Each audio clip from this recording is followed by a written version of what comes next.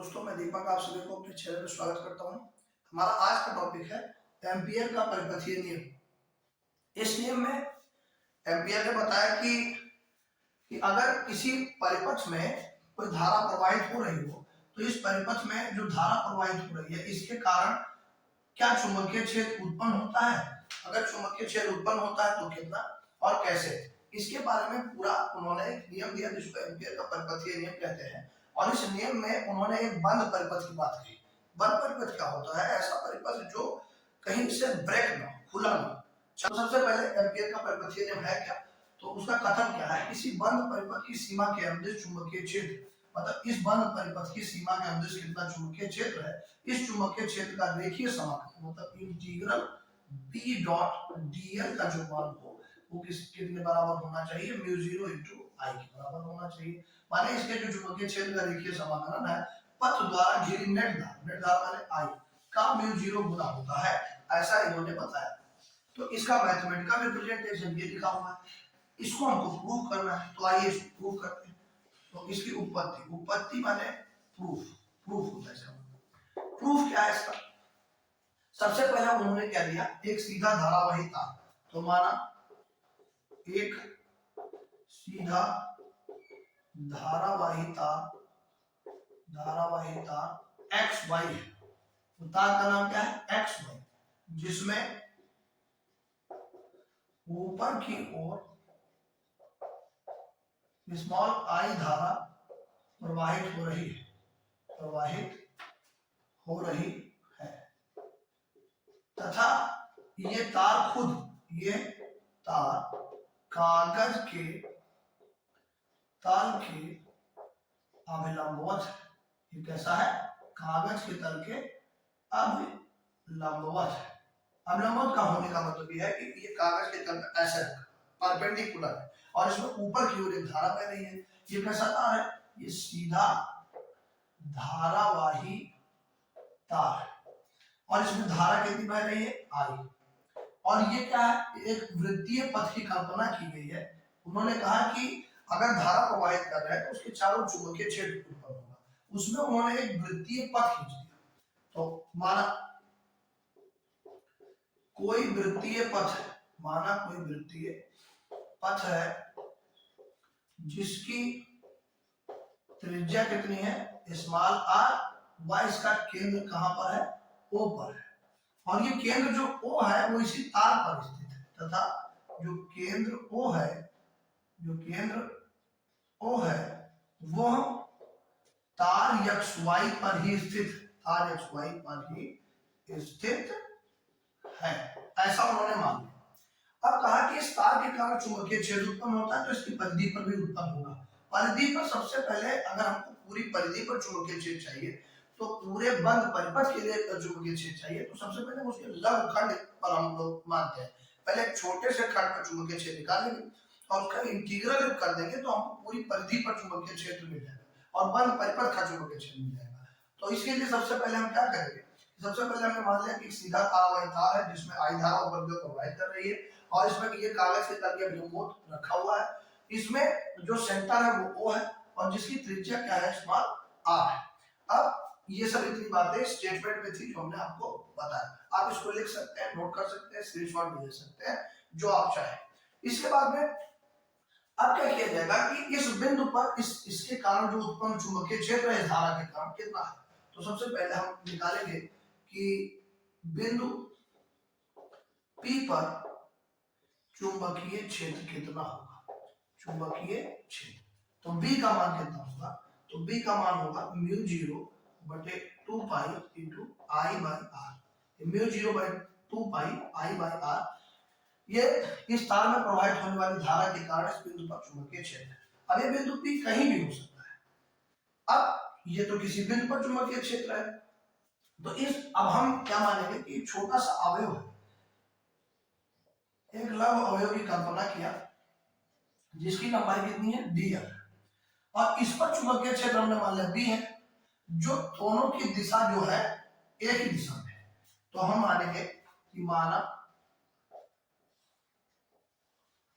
एक लघु खंड है, एक लघु अवयव है जो कहाँ स्थित है, जो परिधि पर है, जो परिधि पर स्थित है, जो परिधि पर स्थित है तथा जिसकी लंबाई कितनी है, dl है।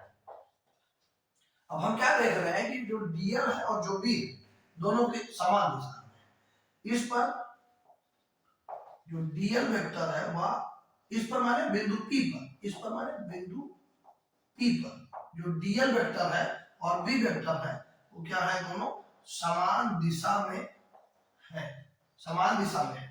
अच्छा, दोनों समान दिशा में, अभी इसका क्या काम है हम आपको बताएंगे। अगर दो वेक्टर है, अगर दो वेक्टर है, इन दोनों वेक्टर का अगर हमको डॉट प्रोडक्ट ले लिया जाए, ले लेंगे इसका, तो क्या हो जाएगा, इसका मान ए बी cos थीटा के बराबर हो जाएगा। अब चूंकि dl और b दोनों एक ही दिशा में है, मतलब ये दोनों अगर a और b दोनों एक दूसरे के एक ही दिशा में हो जाए, यानी एक दूसरे के क्या हो जाए, समांतर हो जाए, तो समांतर के लिए थीटा बराबर 0 डिग्री हो जाएगा, तो a बराबर ए बी cos 0 डिग्री कर देंगे और यहाँ पे इसका मान ए बी आ जाएगा।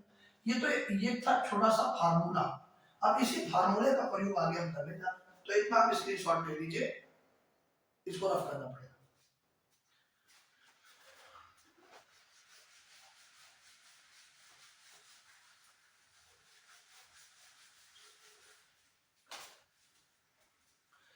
अभी हमको क्या पता चला कि जो b का मान है वो μ0 by 2 pi I by r है, ये हमको पता चला। ये कहां पर है, P पर, ये जो पॉइंट P है इस पर चुंबकीय क्षेत्र है। अब हम क्या जानते हैं, वैसे लिखेंगे, हम जानते हैं कि dl वेक्टर व b वेक्टर क्या है, समान दिशा में है। तो क्या होगा आगे, तो इसका मान निकाल दें, इंटीग्रल b डॉट dl का मान निकालना चाहे तो क्या होगा, integral b dl cos theta, ये इसका मान होगा। अब चूंकि b और dl दोनों समान दिशा में है, तो b वेक्टर और dl वेक्टर का जो डॉट प्रोडक्ट होगा वो b dl cos थीटा के बराबर होगा, और दोनों एक ही दिशा में है तो थीटा बराबर 0 डिग्री होगा, तो इसका मान क्या होगा, b dl cos 0 डिग्री, और ये हो जाएगा b dl, क्योंकि cos 0 का मान क्या होता है, 1 होता है। तो जो इंटीग्रल जो b डॉट dl का मान आएगा वो क्या होगा, b dl, तो हम यहाँ पे क्या भर देंगे, इंटीग्रल b डॉट dl, और cos थीटा का मान भरेंगे, cos थीटा का मान भरेंगे 0 डिग्री। हम क्यों भरेंगे, क्योंकि 0 डिग्री क्यों भरेंगे, क्योंकि dl व b एक दूसरे के क्या है, समान दिशा में है, इसलिए हमको यहाँ पे 0 भरना पड़ रहा है। तो अब इसका मान क्या होगा, इंटीग्रल b डॉट dl, और ये cos 0 का मान क्या होता है, 1 होता है। तो इंटीग्रल b डॉट dl का पूरा मान है वो क्या आ गया, b dl के बराबर। अब p dl के बराबर हो गया, इसको समीकरण 1 माना था हमने, इसको इक्वेशन 2 मान लिया। अब क्या करेंगे कि ये जो b का मान यहाँ पे हमने निकाला हुआ था, इस b का मान उठा के यहाँ रख देंगे। तो अगर हम इसका मान भरे तो वो क्या प्राप्त होगा, इंटीग्रल, ये कहां से है, ये समीकरण 1 और 2 से हम बात करने जा रहे हैं, 1 और 2 से जो बात होगी, तो ये b का मान यहाँ भर दें, तो इंटीग्रल b डॉट dl का जो मान होगा वो इंटीग्रल, ये b का मान यहाँ से उठा के भर दें, μ0 by 2 pi I by r into dl, ये यहाँ पे हमने मान भर दिया इसका, μ0 by 2 pi I by r यहाँ भर दिया, dl इसका ही हो गया। अब क्या होगा कि यल के रिस्पेक्ट में इसका इंटीग्रेशन करना है, लेकिन यहाँ पे तो कुछ है नहीं, यल तो बाहर कर देंगे, सब कांस्टेंट हो जाता है। इंटीग्रेशन का रूल होता है कि जिसके सापेक्ष इंटीग्रल करना है अगर वो है नहीं तो उसको कांस्टेंट मान के सबको बाहर कर देंगे और एक का इंटीग्रेशन करेंगे। अब चूंकि हम जानते क्या है, ये किसका मान आ गया, इंटीग्रल b dl का, तो ये फार्मूला है, परंतु हम जानते हैं कि क्या जानते हैं कि इंटीग्रल dl जो है वही तो ये वृत्तीय परिधि की लंबाई है, ये वृत्तीय पथ की क्या है, लंबाई है। अब चूंकि ये पथ वृत्ताकार है तो ये वृत्त की परिधि के बराबर हो जाएगा, तो ये किसके बराबर हो जाएगा, वृत्त की परिधि के बराबर हो जाएगा।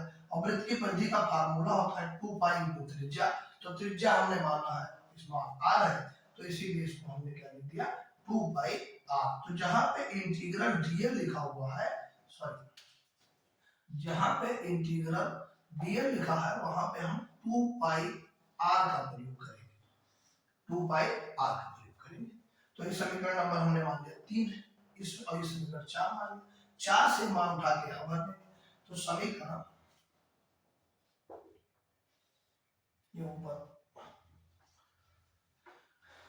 समीकरण 3 और 4 से अगर हम बात करें तो ये वाला मान उठा के हम इंटीग्रल बी डॉट डीएल का जो मान होगा mu 0 by 2 pi I by R, और इंटीग्रल डीएल का मान यहाँ से ये हो जाएगा 2 पाई आर। अब हम क्या देख रहे हैं कि 2 पाई से 2 पाई कैंसिल, आर से आर कैंसिल, तो क्या हो जाएगा इंटीग्रल बी डॉट डीएल का जो मान है वो म्यू 0 इंटू आई के बराबर हो गया। और यही हमको क्या करना था, प्रूफ, और यही एम्पियर का नियम है। एम्पियर ने क्या कहा था कि किसी बंद परिपथ की सीमा के अंदर चुंबकीय क्षेत्र का जो रेखीय समाकलन है वो उसमें प्रवाहित होने वाली धारा का क्या गुना होता है, म्यू 0। तो ये इंटीग्रल बी डीएल बराबर म्यू 0 इंटू आई। आई क्या है, नेट धारा है, परिपथ की क्या है, ये परिपथ की नेट धारा है, टोटल कुल करंट कितना प्रवाहित हो रही है इसमें। तो पता चला कि आई धारा प्रवाहित हो रही है, उसके कारण चुंबकीय क्षेत्र भी उत्पन्न हो रहा है। तो उसका ये पूरा सोल्यूशन है। सबसे पहले हमने इसमें प्रवाहित होने वाली धारा, ये जो तार है इसमें प्रवाहित होने वाली धारा के कारण हमने बिंदु P पर चुंबकीय क्षेत्र निकाला जिसका मान म्यू 0 बटे 2 पाई आई बटे आर था।